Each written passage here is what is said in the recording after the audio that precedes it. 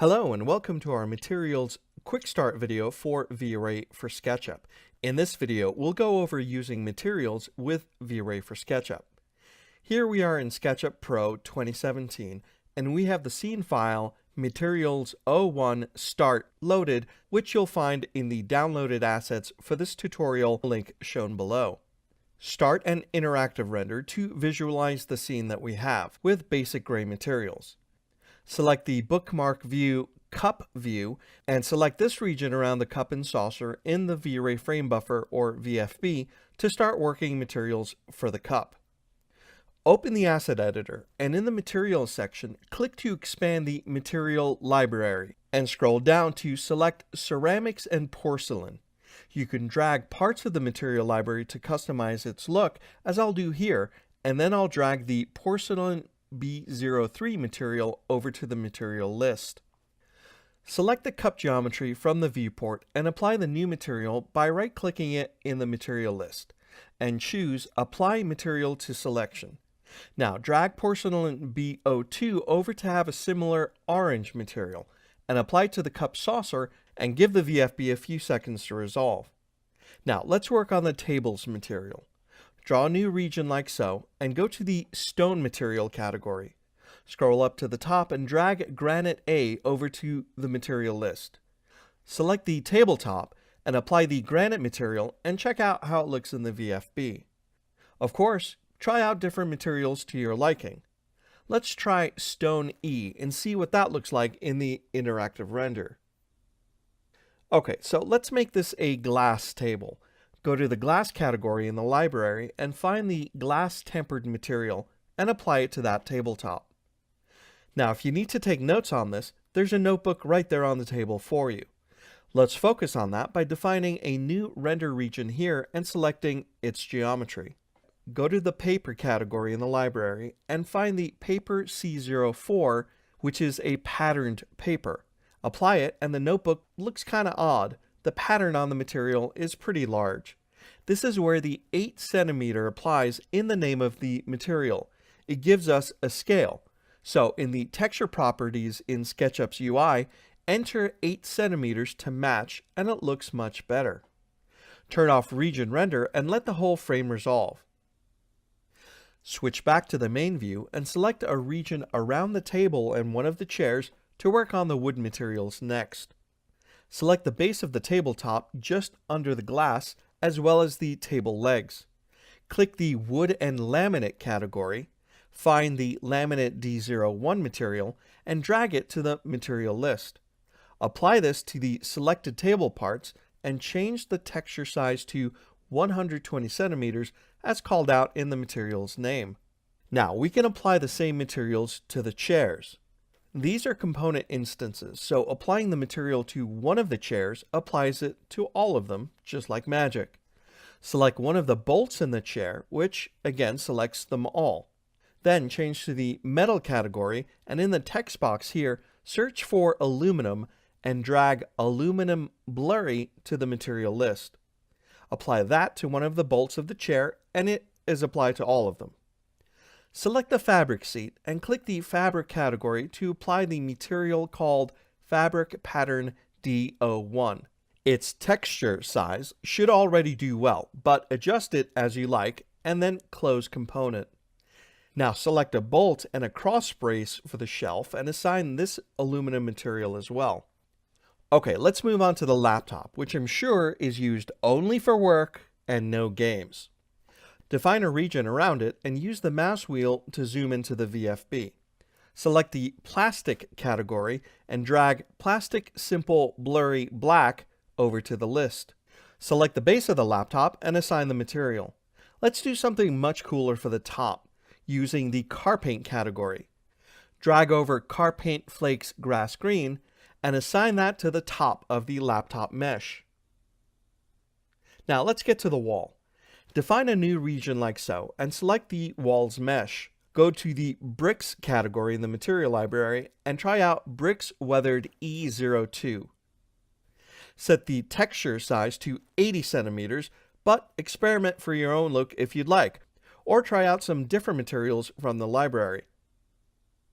I'll settle on using bricks painted D02 and use that with a texture size of 80 centimeters, which is just under the recommended 1 meter specified in the material's name. Now, I like the material itself, but that green has got to go. So let's edit the material by expanding the parameters in the asset editor. Click the map icon for diffuse, and then click on the map icon for source a texture. This is set as a V-Ray color. So click the color swatch, and in the color picker, choose a light gray, which changes the paint color of my wall. Now, if it only could be that easy painting my own house. Okay, click back in the asset editor twice to get back to the properties of the material, and we can move on to the floor. Define a new render region like this. In the concrete category, drag over Concrete Simple CO1, select the floor, and apply the material. Set the texture size to 200 centimeters like the name suggests. The texture is nice, but the surface itself is a little too diffuse and could be shinier like a good polished concrete. So let's get in closer to a corner region like this. Expand the material parameters, and you can see there's a map for the diffuse color. Right-click on the icon lets you copy and paste textures from one parameter to another. So copy this one, and then right-click on the map icon for Reflect Color, and paste as copy to use the same map as the floor's color. It's not quite strong enough in the reflection, so we need to boost that map. Right-click and cut the texture from the Reflect parameter, which removes it but places it in your clipboard. Regular click on the map icon this time and choose a color correction map to create. In its attributes, right-click on the Texture Parameters map icon and choose Paste as Copy to place the floor's map into this color correction for adjustment. Set the brightness to 1 and the contrast to 3, and then click back. Now this boosts the reflectivity of the concrete floor, as you can see in the VFB. Try a few different areas of the image to see how the polished concrete looks, and make any adjustments as you prefer before rendering the entire floor region. Now, if you're not a hipster and you're not into the industrial style, let's go into the wooden laminate category and select the Flooring Parquet Geometric A01 material and apply it to the floor mesh. Set its tiling size to 120 centimeters for a better fit of the texture, and the room takes on a nicer, warmer character to it. Now we're going to edit the material, so select a region like this. Expand the parameters for the material. Scroll down to Maps, and in the Bump rollout, you can see the Bump Multiplier. Set this to 0.2, as that looks much better on this floor. Scroll back to the top and click the plus icon here to add a new layer to the material. We'll select Reflection to add a shiny lacquer coat to the floor, and a new rollout appears at the top. Expand it and reduce the filter color down to a medium gray. Now, by default, the reflection layer is blended using a Fresnel map, which means that looking at the surface straight on gives you less visible reflections, while looking at the surface at an angle gives you more pronounced reflections.